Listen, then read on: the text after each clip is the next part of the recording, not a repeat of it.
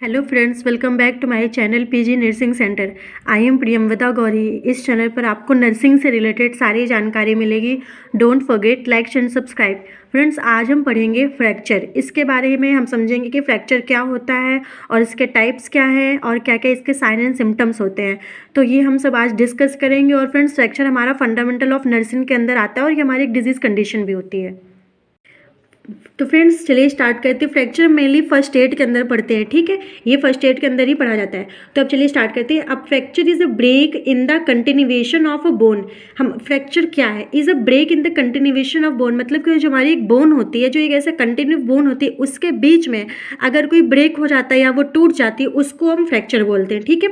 A complete fracture involves a break across the entire cross section of the bone which is frequently displaced. अब इसको आप आराम से समझिए। देखिए, अ कंप्लीट फ्रैक्चर, एक कंप्लीट फ्रैक्चर आप इसको किसको बोलेंगे? जो इन्वॉल्व करता है एक बोन को, जो बिल्कुल टूट करके हमको दिखाई देने लगती है। अब आप इसको ऐसे समझ, सपोज दैट ये हमारी फिंगर है, ठीक है। ये अब अगर टूटेगी, जो इसके अंदर की बोन है वो ऐसे टूट जाएगी और हमको दिखाई देने लगेगी, मतलब इसके बीच में कट लग जाएगा और जो ये वाली हड्डी है, जो हमारी फेलेंसीज है, वो हमको दिखने लगेगी, वो स्किन के बाहर आ जाएगी।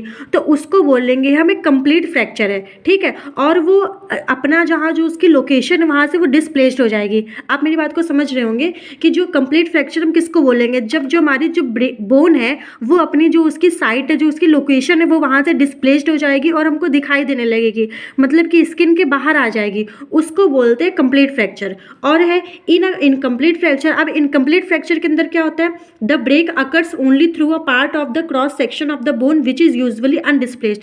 इसमें ये होता है, जैसे आपने सुना होगा कि क्रैक हो जाना, जो हमारी, जैसे किसी ने बोला कि हमारी एक उंगली में क्रैक हो गया, वो जो क्रैक हो गया वो हमारा इनकम्प्लीट फ्रैक्चर होता है। मतलब कि वो अपनी लोकेशन पर होती है, लेकिन बस हल्का सा उसमें क्रैक लग जाता है, वहाँ पे हमको पेन होने लगता है, वो मूवमेंट रुक जाता है, तो उसको हम इनकम्प्लीट फ्रैक्चर बोलते हैं। और मेनली वो स्किन के अंदर ही रहता है, हमको दिखाई, अब अगर क्रैक हुआ है तो हमको कैसे दिखाई देगा? तो इसीलिए वो उसको इनकम्प्लीट फ्रैक्चर बोलते हैं। और जो हमारा कंप्लीट फ्रैक्चर होता है वो हमको आंखों से दिखाई देता है, मतलब जो हड्डी टूट करके अलग हो जाती है और जो हड्डी का वो है वो डिस्प्लेसमेंट भी हो जाता है। आई होप कि आपको ये क्लियर हो गया होगा। फ्रेंड्स, अब हम पढ़ते हैं types of fracture. Mainly fracture के 10-12 टाइप्स होते हैं, हम एक एक को डिटेल में डिस्कस करते हैं। तो जो पहला है सिंपल और क्लोज्ड फ्रैक्चर। इसमें होता है the broken ends of the bone do not cut open the skin and show on the outside. इसमें जैसे अभी मैंने इनकम्प्लीट फ्रैक्चर में बताया था कि जो सिंपल फ्रैक्चर में होता है या क्लोज्ड में स्किन के अंदर साइड में होता है, हमको बाहर से वो दिखाई नहीं देता। जिसके लिखा है the broken end of the bone, जो बोन का ब्रोकन एंड है, जो सपोज जो हड्डी टूटी है, जो उसका एंडिंग पॉइंट है, वो शरीर के अंदर होता है। शरीर को, मतलब जो स्किन है उसको कट करके बाहर नहीं निकलता है और हमको दिखाई नहीं देता है, वो inside of the body होता है। उसको बोलते हैं सिंपल और क्लोज्ड फ्रैक्चर। नेक्स्ट है कंपाउंड और ओपन फ्रैक्चर।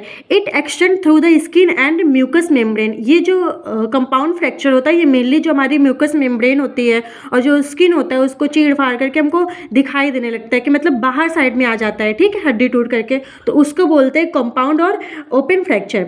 नेक्स्ट है कॉम्प्लिकेटेड फ्रैक्चर। कॉम्प्लिकेटेड फ्रैक्चर में है in addition to the fracture an important internal organ like brain और major blood vessels, spinal cord, lungs, liver, spleen etc में also be injured. आप इसको ऐसे समझिए, जो हमारा कॉम्प्लिकेटेड फ्रैक्चर होता है, इसमें मेनली जो हमारे शरीर के इंपॉर्टेंट ऑर्गन होते हैं, ठीक है, जो हमारे सेंसिटिव ऑर्गन होते हैं, जो इंटरनल ऑर्गन होते हैं, उसमें भी इंजरी हो जाती है। उसको हम कंसीडर करते हैं एज अ कॉम्प्लिकेटेड फ्रैक्चर, ठीक है। इसमें मेनली हमारा ब्रेन है। जब अगर सपोज दैट कि सर में चोट लग गई और जो हमारा ब्रेन है उसमें डैमेज हो गया, उसमें कोई इंजरी हो गई, मेजर जो ब्लड वेसल्स होती है, लाइक हमारी आर्टरी हो गई, वेन हो गई, कोई भी नर्व्स हो गई, उसके स्पाइनल कॉर्ड, हमारा जो पीछे बैकबोन होती है उसमें, लंग, लिवर, स्प्लीन, अगर इन सब में भी फ्रैक्चर के दौरान या एक्सीडेंट के दौरान इंजरी हो जाती है तो उसको हम कॉम्प्लिकेटेड फ्रैक्चर कंसिडर करते हैं, ठीक है। नेक्स्ट है green stick fracture. A fracture in which one side of a bone is broken and the other side is bent, ठीक है। अब इसको आप ऐसे समझिए, एक सेकेंड, ये हमारी बोन है, ठीक है, ये सपोज ये कोई बोन है। इसमें ये होगा कि अ fracture in which one side of bone is broken. अब ये हमारी बोन है, इधर साइड की जो बोन है वो बिल्कुल टूट गई है, ये इधर साइड की बोन टूट गई है, लेकिन जो इधर साइड की बोन है वो मुड़ गई है, मतलब एक साइड हमारी जो हड्डी है वो टूट गई है लेकिन एक साइड की मुड़ गई है। उसको बोलते हैं ग्रीन स्ट्रिक फ्रैक्चर। अब ये मेनली कहाँ पे होता है? जो हमारी शोल्डर होता है, ये जो हमारी जो अपर आर्म बोन होती है, इसको बोलते हैं ह्यूमरस। ह्यूमरस जो हमारी एल्बो से सपोज दैट टूट जाए और जो यहाँ पे जो शोल्डर पे क्लैविकल से जो ज्वाइंट होता है वहाँ से वो बेंड हो जाए, तो अब वहाँ पर जो हमारा ग्रीन स्टिक फ्रैक्चर होगा। आई होप आपको ये समझ में आ गया होगा कि ये मेनली कहाँ पर होता है, कि मतलब एक साइड का जो एंड है वो बिल्कुल टूट जाए, वो बिल्कुल अलग हो जाए, और लेकिन एक साइड का मुड़ जाए, तो उसको बोलते हैं ग्रीन स्टिक फ्रैक्चर। ठीक है, नेक्स्ट है transverse fracture. The fracture is straight across the bone. इसमें ट्रांसवर्स में होता है बिल्कुल सही, जैसे ये हमारी बोन है एज अ साथ में है, ठीक है, ये हमारी कोई भी दो बोन है बिल्कुल जुड़ी हुई है, लेकिन ट्रांसवर्स में होगा एज अ सीधे अलग हो जाएंगे, मतलब बिल्कुल टूट गई, उसको बोलेंगे transverse fracture. The fracture is straight across the bone, बिल्कुल बोन को तोड़ते फोड़ते हुए सीधे निकल गया। ठीक है, ये बिल्कुल ईजी है। नेक्स्ट है spiral fracture. It is a fracture twisting around the shaft of the bone. इसमें जैसे आपने बोन पढ़ा होगा तो उसका शाफ्ट होता है, एंड पॉइंट होता है, मतलब कि जो बोन के पार्ट होते हैं, it is fracture twisting around the shaft of the bone. इसमें मेनली जो हमारा जो बोन होता है, जो उसका शाफ्ट पॉइंट होता है, ठीक है, वो ट्विस्ट हो जाता है, मतलब वो मुड़ जाता है, या उसमें भी कोई डैमेज हो जाता है, या उसमें कोई क्रैक हो जाता है, तो उसको बोलते हैं स्पाइरल फ्रैक्चर। आई होप कि अब आपको ये जो टाइप्स हैं ये क्लियर हो गए होंगे। अब हम आगे बढ़ते हैं। नेक्स्ट टाइप है वो है comminuted fracture. It is a fracture in which bone has splitted into several fragments.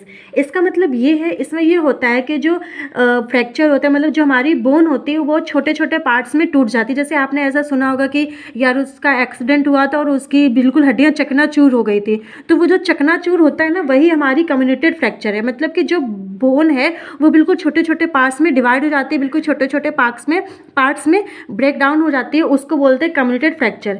Next है depressed fracture. It is a fracture in which fracture fragments are in driven. अब इसको आप ध्यान से समझिएगा।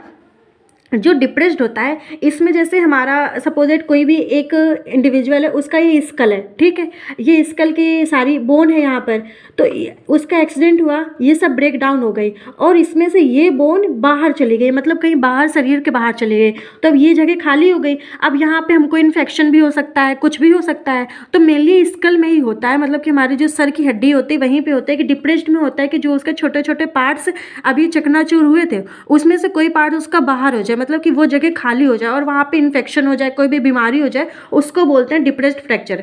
ठीक है, अब आप यहाँ पे ध्यान देना, कम्युनिटेड में था कि सेवरल पार्ट्स में डिवाइड हो गई, डिप्रेस्ड में था कि जो सेवरल पार्ट्स में कुछ पार्ट शरीर से अलग हो गए, उनको बोलेंगे डिप्रेस्ड फ्रैक्चर। अगर आपको कोई भी कन्फ्यूजन हो तो आप कमेंट जरूर कर दीजिएगा, मैं उसको क्लियर कर दूंगी।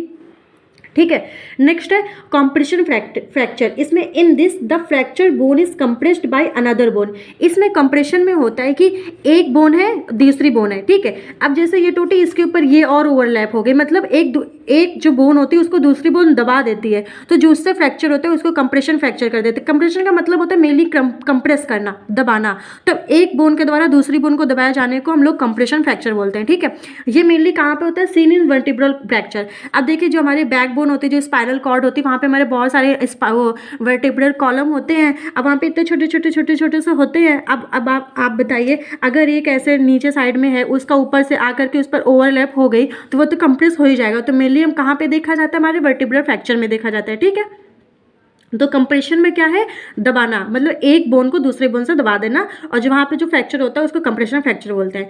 नेक्स्ट है pathologic fracture. It is a fracture that occurs through an area of a disease bone cyst, tumour, metastasis, etc. इसमें ये होता है जो पैथोलॉजिक है, it is a fracture that occurs, ये वहाँ पर होता है an area of disease bone. कोई भी जो डिजीज बोन होती है वहाँ पे अगर फ्रैक्चर हो जाता है तो उसको बोलते हैं पैथोलॉजिक फ्रैक्चर। जैसे बोन सिस्ट मेनली यही है कि हड्डी में गांठ हो गई है, मेनली कहाँ पे, तो जो हमारी ह्यूमरस होती है, ऊपरी बांह की होती है ना, यहाँ पे मेनली हमारी बोन सिस्ट होती है। यहाँ पे हमारे थाई में जो हमारी फीमर होती है, यहाँ पे बोन सिस्ट के ज़्यादा चांसेस होते हैं। ठीक है, तो वहाँ पर जो फ्रैक्चर होता है उसको पैथोलॉजिक फ्रैक्चर कहते हैं। ठीक है, नेक्स्ट है एवल्सन फ्रैक्चर। ठीक है, आप इसको कुछ भी पढ़े, बस स्पेलिंग याद रखिएगा एग्जाम के समय में। एवल्सन फ्रैक्चर, इसमें in this a fragment of bone is pulled off by ligament और टेंडन एंड इट अटैचमेंट्स। इसमें यह होता है in this a fragment of bone, इसमें होता है कि जो बोन का एक पार्ट है वो पुल्ड ऑफ बाय लिगामेंट, जो हमारी जो हड्डियां हैं वो किसके द्वारा बंधी रहती है, जो मसल्स हैं, जो टेंडन्स है, वो लिगामेंट्स है, उनके द्वारा बनी रहती है। तो फ्रैक्चर के समय हड्डी के साथ साथ जो उसके टेंडन्स हैं, जो उसके लिगामेंट्स हैं, जो उसके अटैचमेंट है, वो भी इधर उधर हो जाए, वो भी डिस्प्लेस्ड हो जाए, वो भी बाहर आ जाए, उसको बोलते हैं एवल्जन फ्रैक्चर। ठीक है।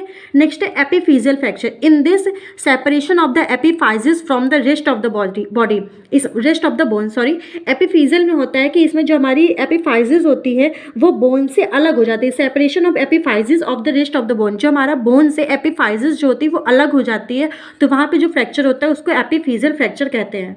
फ्रेंड्स, अभी हमने पढ़ा है टाइप्स ऑफ फ्रैक्चर। हमने मेनली 12 टाइप्स जो थे उनको पढ़ लिया, अच्छे से समझ लिया। अगर आपको कोई डाउट होता है तो आप कमेंट जरूर करें, ठीक है।